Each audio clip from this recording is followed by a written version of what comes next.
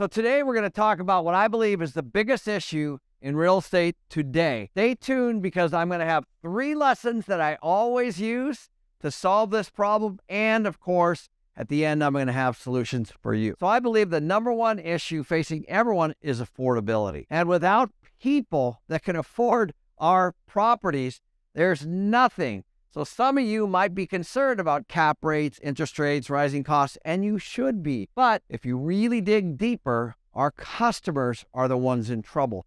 And the politicians are also taking a close look at this. So I think those are the 2 big issues you got to be watching in 2023. So if you can erase your own individual bias, you need to be looking at real estate and affordability from all these different angles, from a tenant, from an employee, from a builder, from a landlord, from an investor, and from a politician's viewpoint. And all great entrepreneurs take a look at all these viewpoints and then try to solve the problem. Let's take a look from a tenant standpoint. There's no question that rent prices are going to keep going up in 2023 because we don't have enough rentals to satisfy demand. Now let's take a look at it from the employee standpoint. There's no question that wage growth has not kept up with rising home prices, rising costs, and certainly rising rents. There's articles all over the internet about this issue alone. People are getting squeezed each and every day, whether it's housing, gas, or food. Now let's take a look at a builder, which I would arguably say is the supply mechanism to help fix this demand. As you can see right from the National Home Builders website, the cost just to build a brand new home is $446,000 today. So the cost to add new supply is out of reach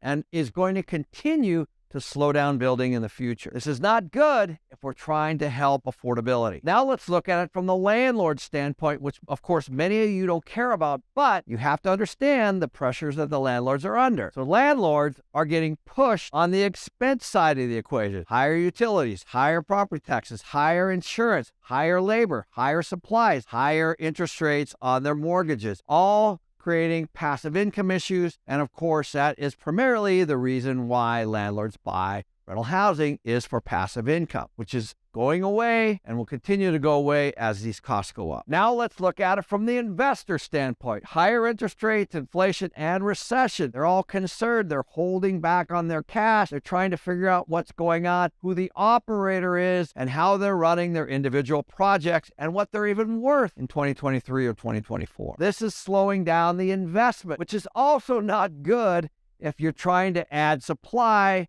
and help affordability. So in the slide before, as the landlord's costs go up, the investor's cash flow or returns go down. Now let's look at the politicians or the policymakers, which drive me nuts. But the biggest issue facing America today, I believe, is homelessness. This is a big issue in many, many areas, and maybe in some of your areas. This costs money, and this is an affordability issue. And politicians or policymakers are going to pass laws and do things to try to solve this. So as a real estate owner, investor, landlord, we need to be focusing on these things to solve these policymakers' problems. So here's what's going to happen in 2023. It's just a spillover from 2022. Rents are rising faster than wages. We all know this. Home buyers lost around 20 to 30% of their purchasing power just because interest rates went up and their mortgage payments got a lot higher. The cost to build, that's going to slow the supply. That's going to create a problem for affordability because the cost to build is higher, which will slow supply, which is not good because more supply means that prices can come down. And the last one, rates will continue to rise to combat inflation. As we know, right now we're at 6.5%. Everyone's predicting the Federal Reserve is going to continue to rise rates, which is going to create more problems in these areas. So lesson number 1, if a state, city, or county control your income and your expenses, move on. Here's an example of some states and what they've chosen to do around policies to control rents. I completely understand why they might think that rent control will work. And let me tell you the other side of it. Lenders, investors will not invest in these markets, which will, of course, reduce the number of supply and of course will reduce the flow of cash into these markets, which is exactly what they need. So when the states control not only the income, but the expense, because don't forget, They control utility costs. They control property taxes. They control utility cost increases. They control state and local taxes. Everything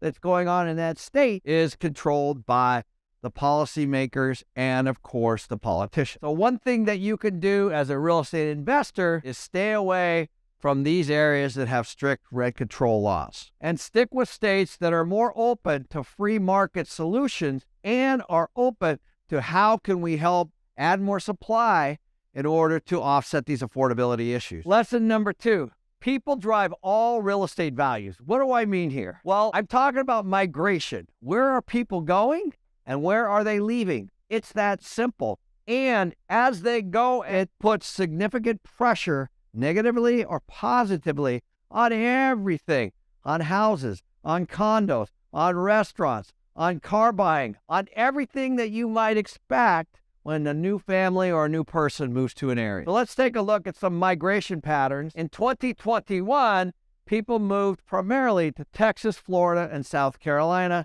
and they moved primarily out of California, New York, and Illinois. And why would that be? People are starting to look at what are the most expensive states to live in. They're also looking at safety, and they're looking at weather, and there's other things.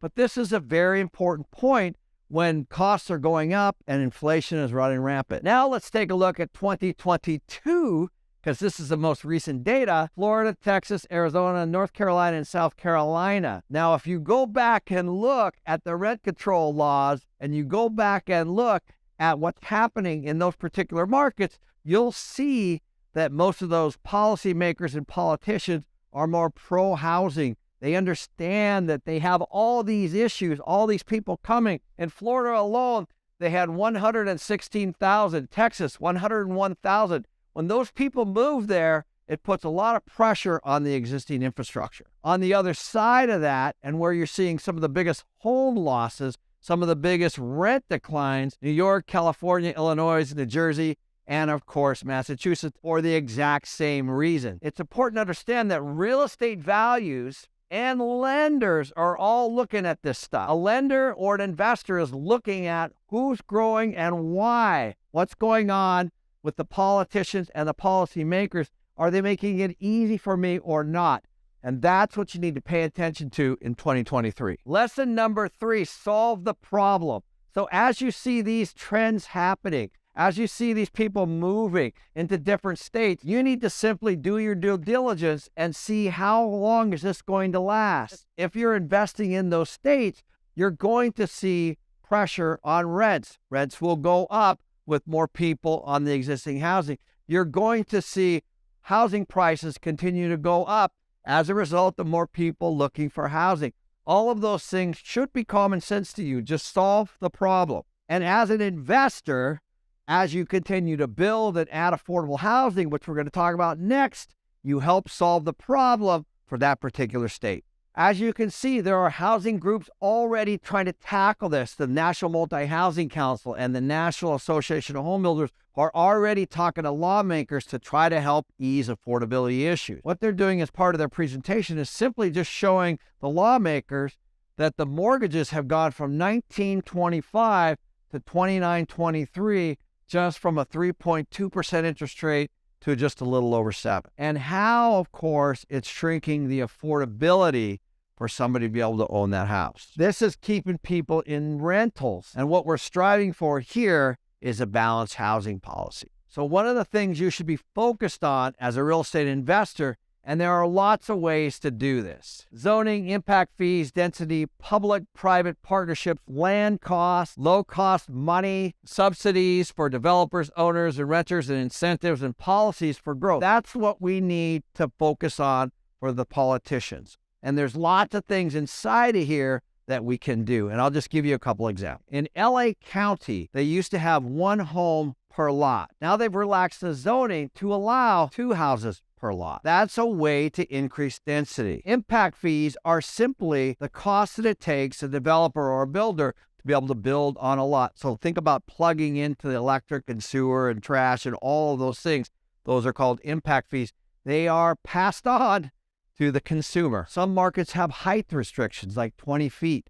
If they can go 30 feet or 40 feet, but of course, Most homeowners don't want this because they don't like rentals. Density would be how many units can you actually get on a piece of land. So maybe it's 15 per acre, maybe it's 30 per acre, maybe it's 50 per acre.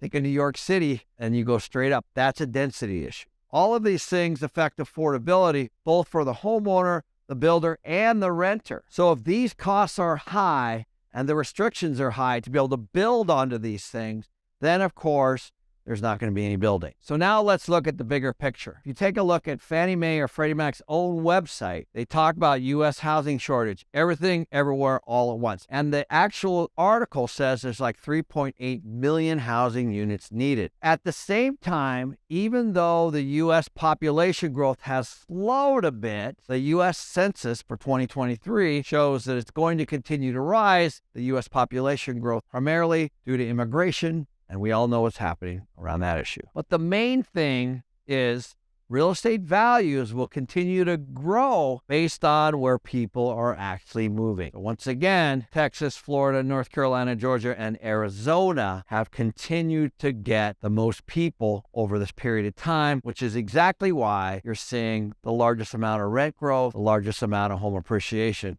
of most of the markets.